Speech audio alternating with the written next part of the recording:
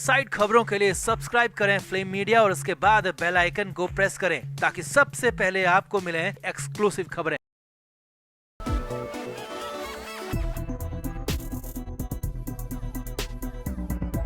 महाराष्ट्र में विधान परिषद चुनाव को लेकर बवाल मच गया है। वोटिंग से ठीक पहले होटलों में चेकिंग होने लगी है, यहाँ तक कि कमरे तक चेक होने लगे और खासा हंगामा होने लगा है, जिसके बाद कहा जाने लगा है कि उद्धव ठाकरे का गेम फेल हो गया है। उद्धव ठाकरे अपने गेम में अपने जाल में फंस गए हैं, उल्टा दांव उनका पड़ चुका है। तो आपको पूरा मामला बताते हैं, समझाते हैं, आपको बताएंगे कि कैसे मुंबई में पूरा हंगामा मच गया, होटलों तक मामला कैसे पहुंचा, क्यों हो गई चेकिंग। आप इस वीडियो को शेयर करें और कमेंट बॉक्स में अपनी राय जरूर दें। तो उद्धव ठाकरे महाराष्ट्र विधान परिषद चुनाव में अपनी ताकत दिखाना चाहते थे, खुद को साबित करना चाहते थे और इसीलिए तो एक एक्स्ट्रा कैंडिडेट अपना खड़ा कर दिया, एक नया प्रत्याशी खड़ा कर दिया है, क्योंकि सिर्फ 11 सीटों पर ही चुनाव हो रहा है। लेकिन उद्धव ठाकरे ने अपना 12वां प्रत्याशी भी खड़ा कर दिया है, यानी कि तय है कि इस बार कहीं न कहीं से कुछ न कुछ क्रॉस वोटिंग होगी और उद्धव ठाकरे की तरफ से यह भी दावा किया गया कि उनका प्रत्याशी जीतेगा, क्योंकि बीजेपी गठबंधन के विधायक उनकी तरफ आएंगे, क्रॉस वोटिंग करेंगे और ये बड़ा दावा चुनाव में वोटिंग से ठीक पहले उद्धव ठाकरे की तरफ से किया गया।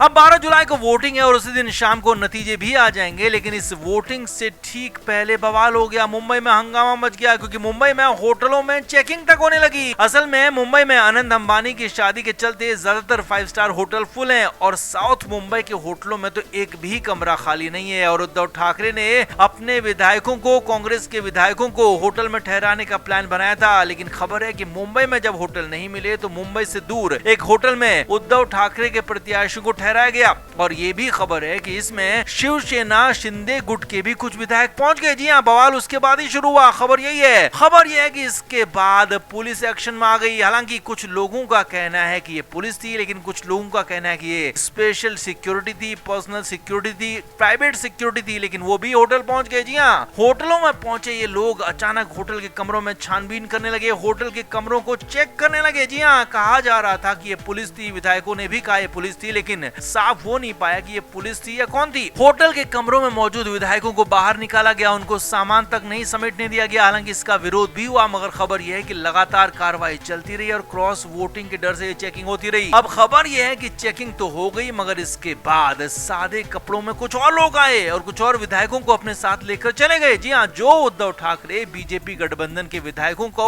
उनके साथ होने का दावा कर रहे थे, क्रॉस वोटिंग उनके पक्ष में होने की बात कर रहे थे, दावा कर रहे थे, तो उन्हीं उद्धव ठाकरे के विधायकों को कोई आया और अपने साथ लेकर चला गया और विधायक भी चले गए। सादे कपड़ों में वो लोग आए थे, बताया जा रहा है कि किसी और होटल में इन विधायकों को लेकर जाया गया है। अब 12 जुलाई को उनके विधायक यहाँ पर गायब हो गए। तो ऐसे में उद्धव ठाकरे के लिए विधान परिषद चुनाव हाल बेहाल करने वाला रहा और आगे हालात और भी बुरे हो सकते हैं। तो आपका इस पूरे मामले पर क्या कहना है, कमेंट बॉक्स में आप अपनी राय जरूर दें, वीडियो को शेयर भी करें।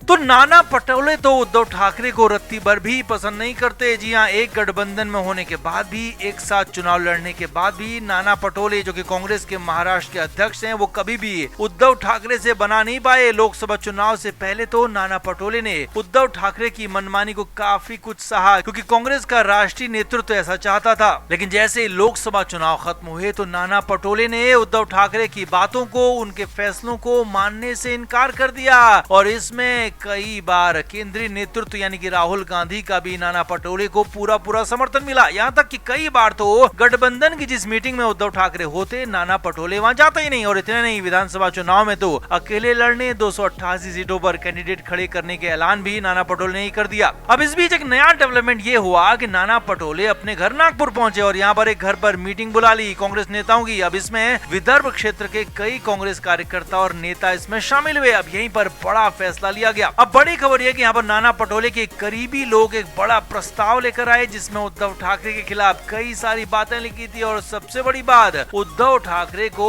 महाराष्ट्र का अगला मुख्यमंत्री नहीं बनने देने की बात लिखी गई थी। जी हाँ, बहुत बड़ा फैसला था, बड़ा अपडेट था कि महाराष्ट्र कांग्रेस के अध्यक्ष नाना पटोले के घर पर नागपुर में कांग्रेस की मीटिंग हुई, जिसमें प्रस्ताव लाया गया कि वो यानी कि कांग्रेस और नाना पटोले किसी भी कीमत पर उद्धव ठाकरे को महाराष्ट्र का अब आगे मुख्यमंत्री नहीं बनने देंगे। और इस प्रस्ताव को नाना पटोले के घर पर पास कर दिया गया और इसे लेकर काम करने का फैसला भी लिया गया। आगे देखिए, क्योंकि अब महाराष्ट्र में कांग्रेस पार्टी लोकसभा चुनाव में काफी अच्छा अपना प्रभाव दिखाने में कामयाब रही है और फिलहाल तो लोकसभा में महाराष्ट्र की सबसे बड़ी पार्टी भी कांग्रेस ही है और महाराष्ट्र कांग्रेस के अध्यक्ष नाना पटोले ही विधानसभा चुनाव के बाद राज्य में मुख्यमंत्री पद के भी बड़े दावेदार हैं और ये तब होगा जब चुनाव से पहले कोई सीएम फेस पर फैसला ना हो। उद्धव ठाकरे को चुनाव से पहले मुख्यमंत्री का चेहरा घोषित ना किया जाए तो इसे लेकर नाना पटोले और कांग्रेस बेहद ज्यादा सख्त दिख रही है। साफ साफ कह दिया कि उद्धव ठाकरे मुख्यमंत्री के फेस तो नहीं होंगे और इसके साथ साथ एक कदम आगे बढ़कर प्रस्ताव पास कर दिया कि उद्धव ठाकरे को महाराष्ट्र का मुख्यमंत्री चुनाव के बाद भी बनने नहीं देंगे, चाहे इसके लिए कुछ भी करना पड़े। असल में विधानसभा चुनाव में कांग्रेस ज्यादा से ज्यादा सीटों पर चुनाव लड़ना चाहती है, ज्यादा से ज्यादा सीटें जीतना चाहती है और हालिया लोकसभा चुनाव के प्रदर्शन के आधार पर उद्धव ठाकरे की पार्टी से आगे रहना चाहती है, जो कि संभव भी दिख रहा है। और नाना पटोले मुख्यमंत्री पद के कांग्रेस से बड़े दावेदार हैं, लिहाजा इसीलिए नाना पटोले ने पहले उद्धव ठाकरे को भाव देना बंद किया और अब बड़ा प्रस्ताव उद्धव ठाकरे के खिलाफ पास कर लिया। अब कहानी ये हो गई है कि बीजेपी जो काम उद्धव ठाकरे के खिलाफ नहीं कर पाई, यानी कि जो उद्धव ठाकरे को जड़ से उखाड़ने का काम था बीजेपी तो नहीं कर पाई, लेकिन हाँ वो कांग्रेस उसे करने में जुट गई है और आगे और ज्यादा सख्ती से इसे करते हुए नजर आ सकती है। तो कुल मिलाकर इन सब में नाना पटोले का, राहुल गांधी का बड़ा योगदान दिख रहा है, बड़ा फैसला दिख रहा है, क्योंकि यही दोनों नेता राहुल और नाना लगातार अपनी बातों पर टिके हुए हैं। उद्धव ठाकरे की बातें और मनमानी के खिलाफ मोर्चा खोलकर खड़े हुए हैं, उद्धव ठाकरे की मनमानी को मानने को तैयार नहीं दिख रहे हैं। तो आपका इस पूरे मामले पर क्या कहना है? क्या वाकई में कांग्रेस का ये फैसला कांग्रेस के लिए फायदेमंद होगा या फिर नुकसानदायक होगा? कमेंट बॉक्स में जरूर बताएं, वीडियो को शेयर भी करें।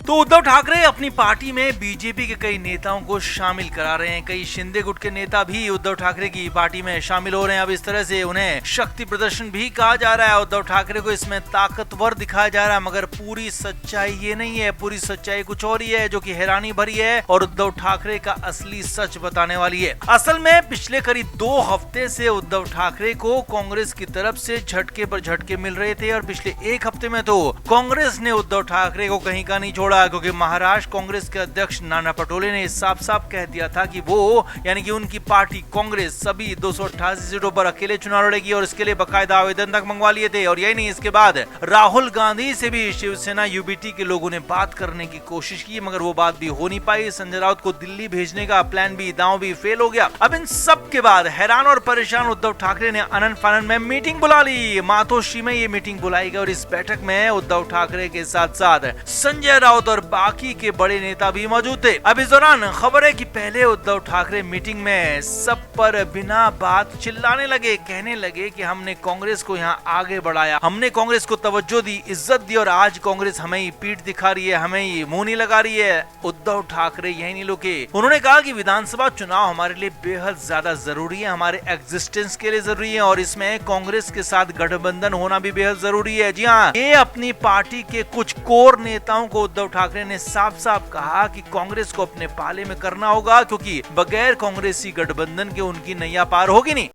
Flame media report.